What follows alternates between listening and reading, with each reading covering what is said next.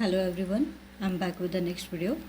सो dear viewers, हम लोग western school of philosophy study कर रहे हैं, जिसमें हमारा नेक्स्ट टॉपिक है रियलिज्म।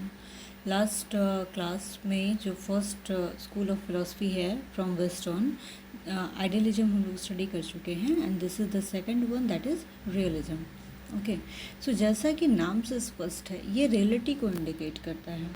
ठीक है, संसार की जो वास्तविकता है, मतलब संसार को ये ट्रू मानता है और इसकी वास्तविकता को ये लेकर चलता है।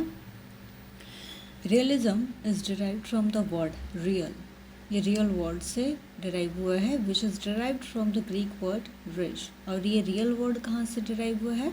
रेश वर्ड, जो कि ग्रीक है और इसका मीनिंग होता है मैटर, यानी कि ये मैटर को महत्व देता है।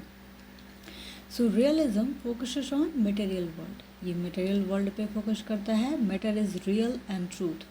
मैटर को रियल और ट्रूथ माना गया है। इसके फादर हैं एरिस्टोटल, और जो कि एक प्लेटो के एक स्टूडेंट हैं।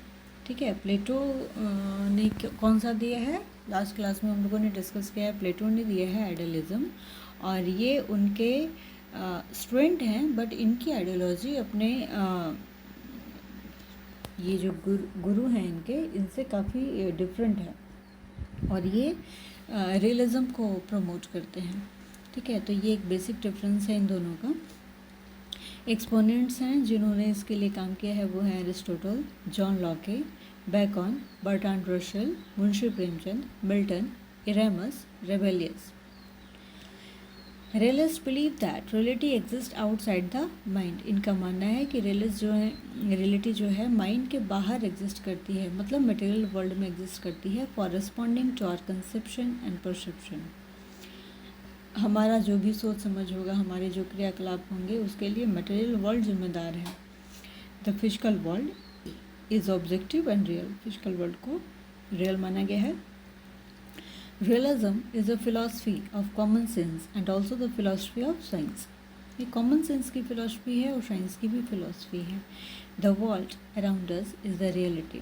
हमारे आसपास जो संसार है वही रियलिटी है, which is a pluralistic world. ये एक प्लूरलिस्टिक है, मतलब काफ़ी विभिन्नताएं हैं इसमें। A world of materials, a world of ideas and a world of experience.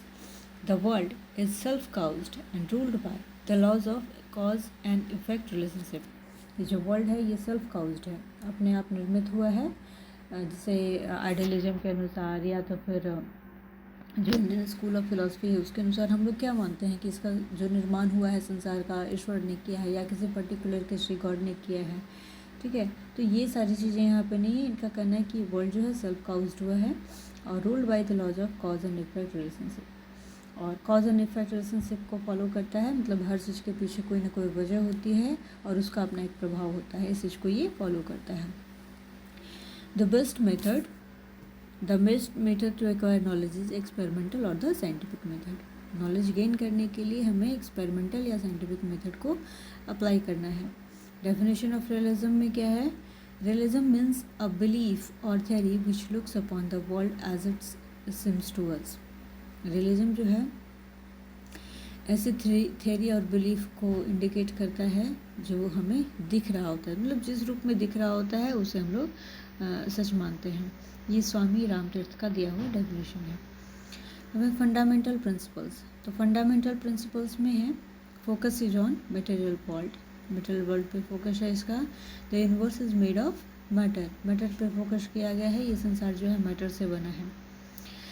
Believes in individual development as well as social development. Individual development और सोशल डेवलपमेंट दोनों ही चीज़ों को ये मानता है। अपना भी डेवलपमेंट होना चाहिए और समाज का भी डेवलपमेंट होना चाहिए। Cause and effect relationship and scientific principles are universal and universally accepted. Cause and effect relationship और साइंटिफिक प्रिंसिपल्स जो हैं ये यूनिवर्सल हैं और सभी लोग इसको फॉलो करते हैं, एक्सेप्ट करते हैं। Development of scientific attitude and emphasis is on experiment. Scientific attitude का डेवलपमेंट पे जोर देता है और एक्सपेरिमेंट पे जोर देता है। स्पिरिचुअल वर्ल्ड का यहाँ पे कोई मीनिंग नहीं है, मटेरियल वर्ल्ड इज ट्रू। अब है there is a relation between realism and education. So education for realist is a preparation for a happy life. Realist के लिए एजुकेशन जो है वो हैप्पी लाइफ के लिए एक प्रिपरेशन है कि आप अपनी लाइफ को कंफर्टेबल खुशनुमा कैसे बना सकते हैं, है ना। तो हम लोग उसी डायरेक्शन में एजुकेशन लेने की कोशिश करते हैं। जैसे कि आज के समय में वोकेशनल एजुकेशन का काफ़ी प्रावधान है ना। वोकेशनल एजुकेशन पाने का क्या इंटेंशन है हमारा? इंटेंशन तो अल्टीमेटली यही होता है ना कि हम एक ऐसी विद्या को गेन करें, ऐसे स्किल को गेन करें जो हमें एम्प्लॉयबल बना सके, ठीक है, और तब हम अपनी लाइफ को ढंग से जी पाएंगे। तो यहाँ पर भी वही चीज़ें हैं। Education is based on science only, science पे बेस्ड है। अपोजिस बुक लर्निंग को अपोज करता है, यानी कि रोट लर्निंग को अपोज करता है। एब्स्ट्रैक्ट नॉलेज पे ज़्यादा फोकस नहीं है, वास्तविक जो है जिससे आप कुछ अपनी लाइफ को बेहतर बना सकते हैं उन चीज़ों पे जोर दिया गया है।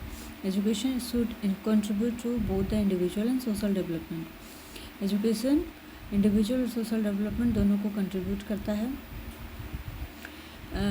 It is liable to change according to change in life, और ये लायबल टू चेंज होना चाहिए। मतलब अगर लाइफ में किसी तरह के चेंज की ज़रूरत है ना, कभी कभी सिचुएशन ऐसा आता है हम लोग किसी एक नियम कानून के तहत नहीं चल सकते, है ना। सिचुएशन के अनुसार चीज़ें बदलती भी हैं, तो उसके अनुसार हम अपने थॉट्स को, अपने तरीक़ों को चेंज कर सकें। देयर इज़ नो जनरल और कॉमन एम्स ऑफ एजुकेशन। यहाँ पे कोई जनरल और कॉमन एम नहीं है। जो आपके लिए बेनिफिशियल हो आप ऐसा करें। Aims are specific to individuals and his perspectives, और ये स्पेसिफिक हैं, जैसा कि अभी हमने बोला कि पर्टिकुलर पर डिपेंड करता है। Preparing the child for a real life, किसी चाइल्ड को रियल लाइफ के लिए प्रिपेयर करना है। Developing the physical and mental powers of the child, बच्चों के फिजिकल और मेंटल पावर्स को इन्हांस करना है। Developing and training of senses की ट्रेनिंग को डेवलप करना है, मतलब थोड़ा सा एक खुद को फिजिकली भी ठीक रखना है, क्योंकि खुशनुमा लाइफ की बात यहाँ पे की गई है ना। सेंसेस को ठीक रखना है, अपना तन और मन दोनों को ठीक रखना है। इम्पार्टिंग वोकेशनल एजुकेशन, है ना, अल्टीमेटली यहाँ पे है वोकेशनल एजुकेशन को प्रमोट करना है। फिर है next relation realism and curriculum. Realism के अनुसार कुरिकुलम कैसा होना चाहिए? तो जहाँ तक हम लोग अभी के डिस्कशन से समझ पा रहे हैं कि कुरिकुलम पे जो है स्किल लर्निंग से रिलेटेड चीज़ें हो सकती हैं, ठीक है, और यहाँ पे प्रैक्टिकलिटी की बात की जाती है। So curriculum should be based on needs, जैसी आपकी नीड वैसा आपका कुरिकुलम होना चाहिए। कोई स्ट्रिक्ट कुरिकुलम नहीं कि you have to follow this follow that, no. Subject concerning day-to-day activities are to be included in curriculum. जो आपकी डे टू डे एक्टिविटीज़ है वही आपके कुरिकुलम में शामिल होंगे। No gap should be there between what is learned and what is there in daily life. कोई gap नहीं होना चाहिए कि क्या आपने सीखा है और क्या आपने डेली लाइफ में आपकी ज़रूरत है, इन चीज़ों के बीच में कोई गैप नहीं होना चाहिए। मतलब जो आपकी ज़रूरत है आप उसी को सीखें। Stress on objects than words, object पे फोकस किया गया है देन वर्ड्स पे ज़्यादा फोकस नहीं है। Curriculum should be scientifically approached, standardized and discipline based होना चाहिए। They focuses on the practical utility of the subjects included in the curriculum. Practical utility की बात की गई है, जो भी चीज़ें आपको पढ़नी है उन सभी की। Character is developed through training in the rules of conduct, character का डेवलपमेंट होता है थ्रू ट्रेनिंग, मतलब bye practice in the rules of conduct. So curriculum of education में यहाँ पे 3 चीज़ें हैं। First one is primary place, जिसपे कि कुछ सब्जेक्ट्स रखे गए हैं, वोकेशनल सब्जेक्ट एंड साइंस, है ना। आज भी देखें तो इस चीज़ को ज़्यादा फॉलो किया जाता है। आज के समय में मेरे हिसाब से रियलिज्म को ज़्यादा फॉलो किया जाता है। वोकेशनल सब्जेक्ट एंड साइंस, ये इसे प्राइमरी प्लेस दिया गया है। सेकेंडरी प्लेस पे है हिस्ट्री, ज्योग्राफी, लॉ, है ना। दूसरी ये सारी जो चीज़ें हैं सेकेंडरी प्लेस पे हैं, जिसका जीवन में सेकेंडरी तरीके से महत्व होता है। थर्ड है लोवेस्ट प्लेस पे, जिसको कि बहुत कम महत्व दिया गया है, वो है आर्ट, लिटरेचर, म्यूजिक एट्सेट्रा, ठीक है।